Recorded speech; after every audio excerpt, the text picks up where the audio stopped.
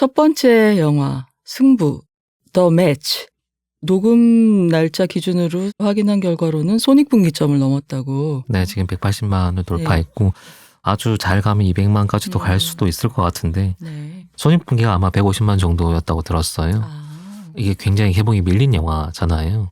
여러 가지 이슈, 출연 배우의 뭐 스캔들이나 이런 게 있었죠. 사실 그게 제일 커서 개봉 일정을 못 잡고 있던 영화였는데 지금 최근에 한국 영화 시장에서 약간 특이한 흐름 중에 하나가 바이포엠이라는 배급사가 있습니다. 원래는 마케팅을 하던 곳인데 그곳에서 개봉하기 힘든 영화들, 이를테면 CJ나 뭐 롯데나 여기서 제작을 했다라고 하면 거기서 개봉하기 되게 난감할 경우가 있잖아요. 이제 거기서 좀 싼 값에 영화의 배급권을 가지고 와서 마케팅을 시켜서 이제 개봉을 하는 그런 케이스들을 계속 만들고 있어요. 심폐소생 그런 거죠. 전문 배급사인가요? 문제작들을 갖고 오긴 합니다. 작년에 했던 것 중에 하나가 소방관.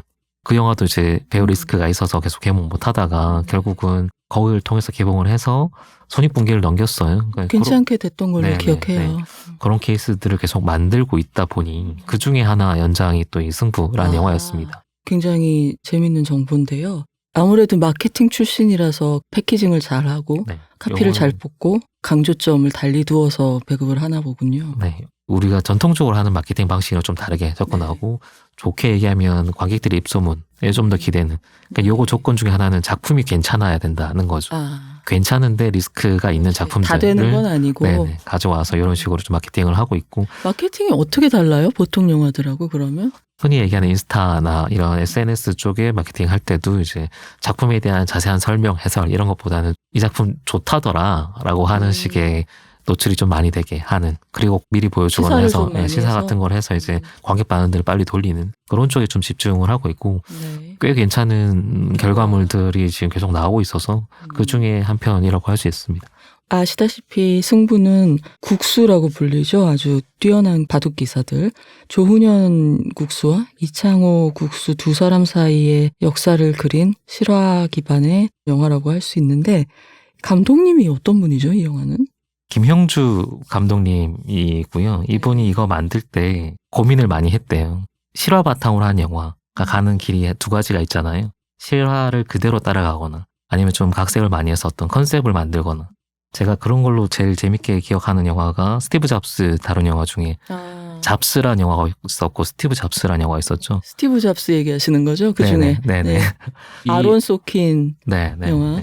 이 김원준 감독님이 요거를 이제 영화화할 때 실화를 최대한 그대로 어떻게 잘 옮길까를 집중하셨다고 하고, 그래서 조훈현 구단과 이창호 구단의 자서전과 되게 유명한 다큐멘터리를 했었거든요. MBC에서 만든. 이 두 분이 했던 그거를 기반으로 해서 이제 이야기를 여러 버전으로 짜셨대요.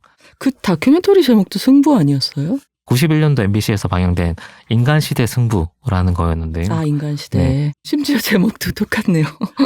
거기에 그때 월간 바둑에 나왔던 어떤 자료들 뭐 이런 것들을 기반으로 해서 이제 극화시키면 재밌겠다라고 해서 시나리오 여러 버전을 쓰셨다고 하고, 근데 그 쓸 때 제일 고민 중에 하나가 그거였던 거예요. 이야기의 시작점과 끝점을 어디로 할 거냐. 그렇죠. 워낙에 이제 화제가 된 경기이기도 했고 그거를 설정하는 순간 무게추를 어디에 둘 거냐가 잡히니까 그중에 최종적으로는 이제 여러분이 보신 어떻게 보면 조훈현 구단 쪽에 좀 더 방점찍혀 있는 이야기로 이제 최종 각색이 돼서 만들어지게 됐습니다. 그러니까 조훈현 구단의 정점이라고 할 수 있는 응창기배 우승하고 카퍼레이드 하던 그때 시작을 해서 끝나기는 이창호 구단한테 자신의 타이틀을 다 뺏겼다가 바닥을 치고 리바운드를 해서 뭔가 중요한 승부를 하는 거기까지 이렇게 이야기가 잡혀있죠. 그래서 원래 고민했던 부분은 그거였대요. 만약에 무게추를 이창호 구단 쪽에 좀 둔다라고 하면 이창호 구단이 엄청 유명해진 사건이 있잖아요. 농심배라고 중국과 국가대항전을 할 때 다 지고 혼자 남았는데 이창호 구단이 그걸 다 꺾어버리는. 그러니까 사실 바둑 역사에도 전무후무한 어떤 업적을 세우는 게 있는데 마치 피구 때 저쪽에 한 명 남았는데 쏙쏙 피해가지고 자기가 다 맞춰서 이긴 거네. 그렇네요. 피구로 치면 그런 건데 그래서 혼자서 나머지를 다 꺾어버리는. 사실 바둑은 되게 체력을 요하는 스포츠기도 하잖아요. 그분 별명이 돌부처잖아요. 사람이 아니다. 그래서 그게 너무 빛나는 업적이니까 그것도 보여주고 싶었겠네요. 거기를 어느 정도 이제 그런 버전으로 잡으면 또 이창호 쪽으로 무게추를 만들 수도 있는 거죠. 그런 버전으로 되게 고민을 많이 하셨다고 해요. 네, 최종적으로는 딛고 일어서는 얘기가 좀 재밌다라고 근데 결과적으로 천운이 따랐네.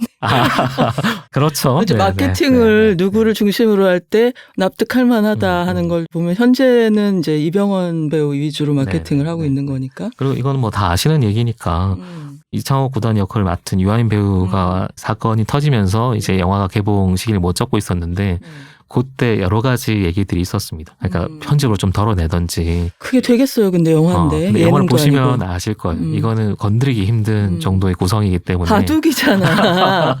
지금 뭐 5대5 농구도 아니고 둘이 두는데 어떻게 덜어내요. 그래서 결과적으로 하나도 손을 안 댔고 영화 원래 의도대로 그대로 여러분이 만나 보실 수 있게 됐습니다. 제가 그렇게 오해를 했었어요. 영화를 약간 재편집을 했다는 잘못된 얘기를 들어가지고 뭐 펜앤스캔을 하거나 그러면 영화가 온전하지 못할 텐데 싶어서 그랬는데 건드리지 않았다는 얘기를 듣고 정자세로 봤죠. 아시다시피 두 천재 기사의 관계는 사제 관계인데요. 사제 관계이다 못해서 한 집에서 살고 조은현 국수 부부가 신동이라고 불렸던 어린 이창호 구단, 그땐 구단이 아니었겠죠. 그러니까 입단하기 전부터 집에 데려와서 집안에 두고 문화생처럼 성장을 시켰는데 스승을 추월하게 된 그런 얘기잖아요. 그래서 동시대를 살았던 분들, 바둑에 관심 있었던 분들은 많이 기억하는 게 일간지 만평 같은 데서 그 4칸짜리 만화를 보면 조은현 구단이 자기 집 2층에 있는 호랑이를 물끄러미 바라보고 있는 그런 만화가 그렇죠. 호랑이 새끼 키웠다는 게 되게 그런 유명한 스토리가 있거든요. 그다음에 두 사람의 기풍이 대조적이라 조은현 국수는 화려하고 공격적이고 근데 어린 이창호 구단은 자라나면서 반집을 이기더라도 자기 것을 지키고 버티는 방식을 고수해서 자기만의 기풍으로 1990년에 조은현을 꺾은 걸 시작으로 해서 중요한 타이틀들을 하나하나 빼앗아 가게 되고 이 영화에서 가장 큰 갈등 딜레마인 이 제자에 의한 패배를 조은현이 어떻게 다룰 것이냐가 중심 스토리로 펼쳐지게 됩니다. 네. 이 영화의 가장 큰 미덕 중에 하나는 바둑을 잘 모르거나 이때 실화를 잘 모르는 사람들도 재밌게 볼 수 있게 구성이 됐다. 근데 사실 크게 뭔가를 많이 각색하거나 건드리진 않았어요. 그 말은즉 원래 실화 자체가 너무 흥미진진하고 재밌는 얘기이긴 했다. 스승을 뛰어넘은 제자의 스토리도 재밌었고 지금 말씀 주신 것처럼 그 두 사람이 한 집에 살고 있다라고 하는 그 설정 자체도 굉장히 너무 클래식한 얘기 아니에요? 옛날 영화에서나 보던 각색의 방식도 그렇고 모든 게 되게 착실하고 고풍스러운 것 같아요. 이 영화는. 네네. 그런 극적인 상황 자체가 이미 영화적이라서 영화를 만들 수밖에 없는 스토리 중에 하나라고 볼 수도 있을 것 같고요. 또 한편으로는 이 영화는 바둑을 잘 알거나 그 시대 당시를 잘 알면 또 아는 만큼 재밌게 느낄 수 있는 고증을 제대로 했나 보죠. 네, 고증을 정말 철저하게 잘 했고 두 인물이 이제 캐릭터를 표현하는 방식 같은 것들이 되게 빼어나게 잘 돼 있어요.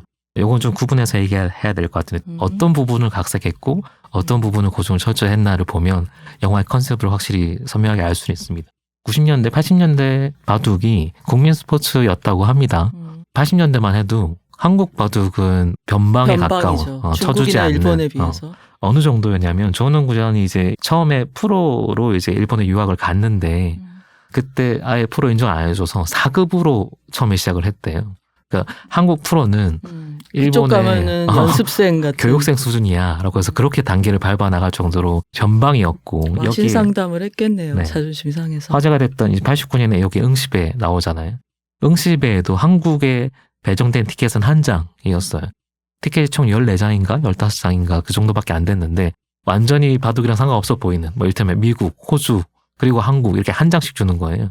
그렇게 한 장 들고 온 한국의 프로가 다 꺾고 우승을 차지하게 됐으니까 엄청난 이제 화제를 몰고 왔고 그때 조은현이 꺾었던 프로 기사가 중국의 서비평이라고 나오잖아요. 첫 장면에 나오죠. 네, 그게 어떻게 보면 조은현 구단을 가장 잘 상징할 수 있는 영광스러운 순간 중에 하나니까 그거를 첫 장면을 세팅해서 가는데 그때 위상이 우리가 상상하는 것 이상으로 확고한 바둑이라고 하면 조은현이라고 할 수 있을 정도로 정점을 찍은 상황이었습니다.